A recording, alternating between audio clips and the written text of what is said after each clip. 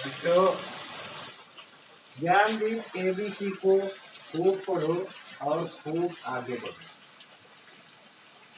बच्चों,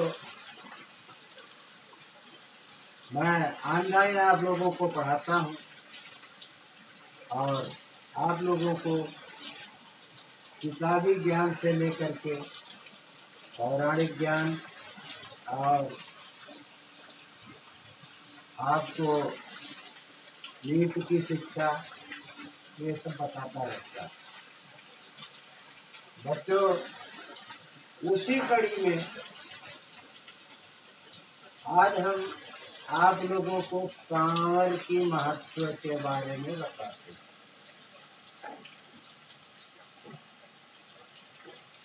बच्चों देखो,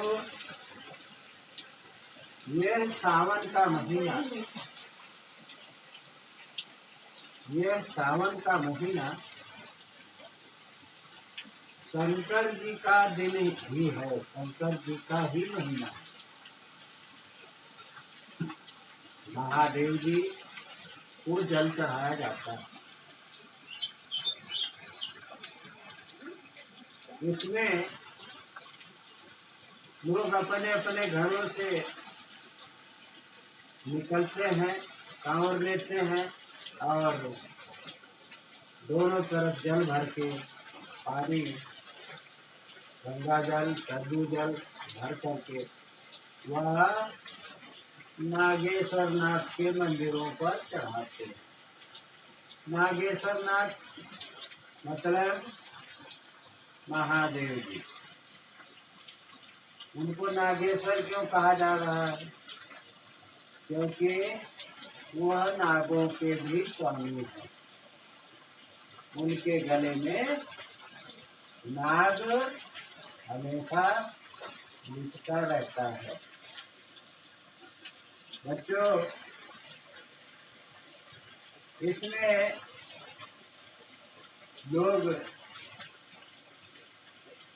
अयोध्या आते हैं, काशी जाते हैं, बनारस जाते हैं, प्रयागराज जाते हैं। जहाँ भी उन्हें जानकारी है लगभग सभी नागेश्वर नाथ मंदिरों पर जाते हैं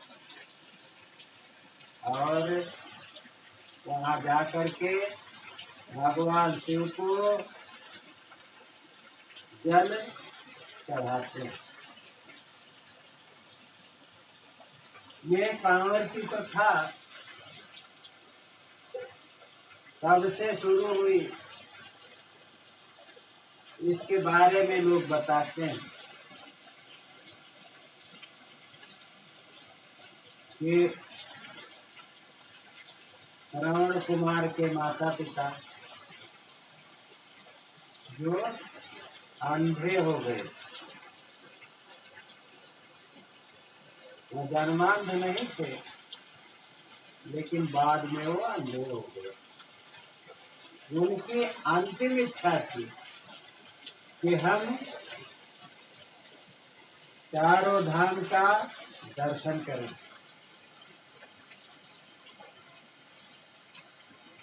तो उनकी अंतिम इच्छा को पूरा करने के लिए श्रवण कुमार ने अपने माता पिता को कांवड़ में बैठाकर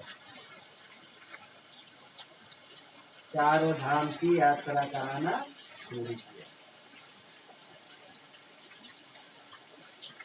बच्चों, लोग सभी स्थानों पर जाते हैं लेकिन जहाँ पर श्रवण कुमार के माता पिता ने अपने प्राण त्यागे, वहाँ सावन के महीने में कांवड़ यात्रा के उद्देश्य से लोग नहीं जाते, परंतु कांवड़ की शुरुआत वहीं से हुई जब श्रवण कुमार के माता पिता ये बाहर बाजार के पास एक श्रवण कुमार का मंदिर है। महाराज विक्रमादित्य के द्वारा 121 का पत्थर लगा हुआ है और वहाँ एक ऐसा वृक्ष है जिसको पुरातत्व विभाग ने भी आज तक नहीं बताया कि यह कौन सा वृक्ष है। वह हमेशा हरा ही रहता है। उसके पत्ते निकलते तो जरूर है, पतझड़ में गिरते तो जरूर है, लेकिन वह हमेशा हरा ही रहता है।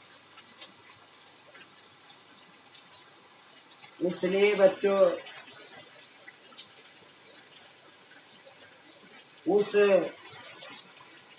वृक्ष में श्रवण कुमार के माता पिता को जब प्यास लगी तो उसी वृक्ष में अपनी कांवर को टांग करके अपनी माता पिता को वहां बैठा करके वह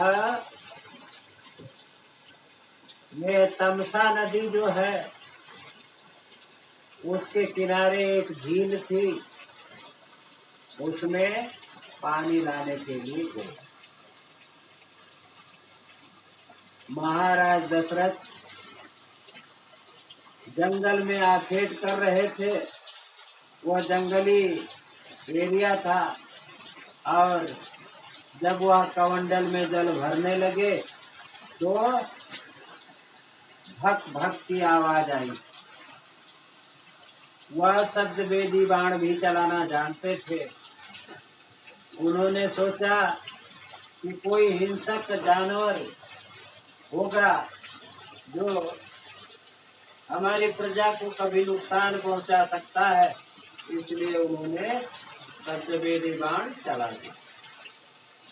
शब्दवेदी बाण चलाने के बाद श्रवण कुमार की मृत्यु हो गई। उनके सीने में लगा और उन्होंने कहा, राजा दशरथ ने, कि मुझसे गलती हो गई, मुझे क्षमा कर दीजिए। तो श्रवण कुमार ने कहा कि आपने किसी अच्छाई के लिए ऐसा किया है, इसलिए क्षमा की आवश्यकता नहीं है राजन। आप मेरे माता पिता की अंतिम इच्छा को पूरा कर दीजिए। वह चाहते हैं और इसी स्थान पर कानून बाजार के पास श्रवण कुमार मंदिर पर बैठे हुए, वही मेरी कांवर भी डाली हुई। तो वह पानी लेकर आए। बार बार बुलाने पर वह बोले नहीं, कोई उत्तर नहीं दिए और अंत में उन्होंने बताया कि मैं श्रवण कुमार नहीं हूँ, वह मेरे बाणों से मारा गया है। वहीं पर कमंडल के जल को लेकर के श्रवण कुमार के माता पिता ने उसी जल से राजा दशरथ को श्राप दिया कि मेरे पुत्र को निरपराध आपने मारा है, इसलिए मैं आपको श्राप देता हूँ कि जिस तरह से मैं पुत्र वियोग में तड़प कर मर रहा हूँ, उसी तरह से आप भी पुत्र वियोग में तड़प कर मरेंगे और आपके लाश को समय से नहीं अंतिम संस्कार किया जा सकेगा। इसीलिए बच्चों, उनका श्राप सिद्ध हुआ, राम को वनवास हुआ और दशरथ ने प्राण छोड़े। इसलिए बच्चों, माता पिता की सेवा करने में सबसे बड़ी महानता है। माता पिता के चरणों में ही स्वर्ग है। बच्चों, माता पिता की सेवा करो और ज्ञान देव को खूब करो। धन्यवाद। आज इतना है।